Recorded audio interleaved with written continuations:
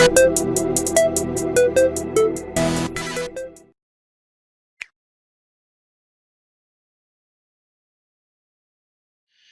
a list of crimes that people do not want to be associated with. So much so that there's a special wing in jails for these dirty people. I don't even want to say certain crimes because we all know what it is.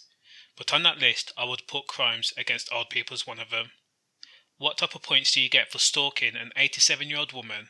And when I say stalk, I really do mean stalk. This scumbag, Collin Reid, first laid eyes on the victim as she brought a food shop in Tesco at Tottenham Crown Court Road on July 7th. She then left Tesco with her shopping inside one of those trolley bags with wheels. Bear in mind, the victim is 87 years old. Her mobility is not the best, but you have to give kudos to a woman of that age still maintaining her independence. So, the victim made her way to the bus stop. She caught the bus across London and proceeded to enter her gated area of her home. At this precise moment, mugger Collin Reid pounced on the elderly victim and tried to snatch her handbag.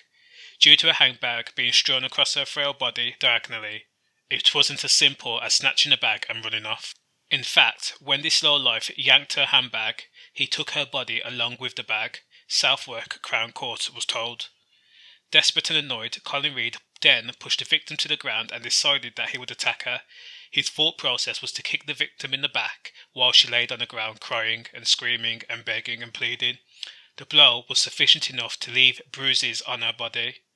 The court noted that there was extensive injuries to her arm, knees and of course her back. Of course we all know complications arise when an injury occurs, especially of someone that age.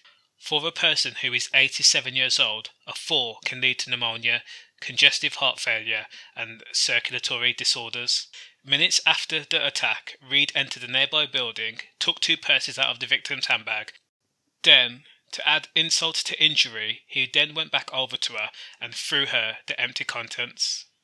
4 people managed to hear the poor woman's screams, and 1 person quickly took a photo of Reid, though I'm unsure why they didn't just tackle the guy and apprehend him for themselves. The situation doesn't warrant you to use your brain. You don't need to assess the situation and think to myself, will I be in danger?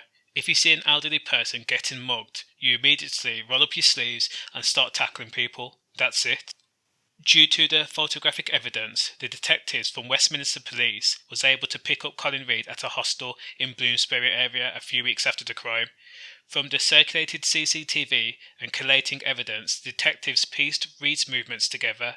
They traced him following the elderly woman from a bus stop, and he was also caught waiting for 15 minutes outside Tesco while the elderly victim shopped. He then followed her back to her home on a second bus where he robbed her outside her home address off Charing Cross Road. Since Collin Reid has a few brain cells left that hasn't been killed off by cocaine or heroin or spice, Reid pled guilty to robbery only once he was confronted by the indisputable evidence against the theft. He is due to be sentenced December 22nd, and good riddance. Detective Constable James Brooks of the Met Central West Command gave an update on the victim's recovery, saying, "The victim in this case, although physically very frail, has been incredibly strong throughout our investigation and the subsequent hearings at court." He went on to say, however, although she is on the road to recovery from the injuries inflicted by Reid during the physical attack, the psychological effects of this incident will continue far beyond the healing of her physical injuries. I hope Collin Reid gets knocked out in prison. That's the least thing I actually wish for him. So,